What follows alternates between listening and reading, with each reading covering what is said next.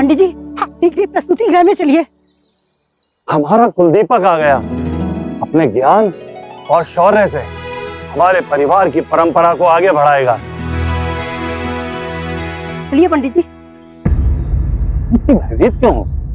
सब कुशल तो है? कुछ कुशल नहीं है पंडित जी। आपकी पत्नी ने एक विचित्र पुत्र को जन्म दिया है। ये कैसी मूर्खतापूर्ण बातें कर रही हो? क्योंकि बात ही कुछ ऐसी है पंडित जी। पहेलियां ना बुझाओ, अब हमें शीघ्रता से बताओ। आपके घर बहुत ही अद्भुत बालक ने जन्म दिया है। पंडित जी का पुत्र है, अद्भुत तो होगा ही। इतने प्रकांड विद्वान ब्राह्मण का पुत्र विद्वान और ज्ञानवान ही बनेगा। समझ आती हूँ पंडित जी, किंतु ऐसा नहीं है। बालक जन्म लेने के बाद बिल्कुल रोया नहीं है। बालक देखने में भी हष्ट पुष्ट दिखाई देता है।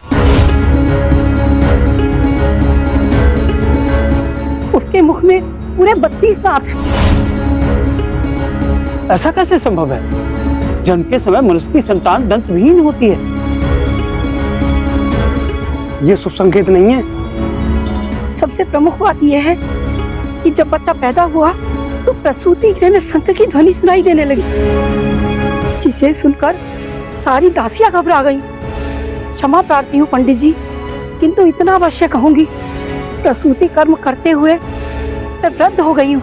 सैकड़ों बच्चों के जन्म संस्कार इन्हीं हाथों से किए हैं, किंतु मैंने आज तक ऐसा बच्चा नहीं देखा। हे भगवान, ये तो घोर अपशकुन है। ये बच्चा तो राक्षसी है। राक्षसी है? कहीं हम पर कोई विपदा तो नहीं आने वाली? पंडित जी आप जाइए, सत्यता का पता लगाइए। हाँ हाँ, आप एक क्षण का भी विलंब ना करें। कहीं ऐसा ना हो कि आपकी पत्नी के साथ कोई अप्रिय घटना घट जाए। आप सभी ठीक कह रहे हैं। मैं स्वयं देख कर आता हूँ। जी आप जाइए।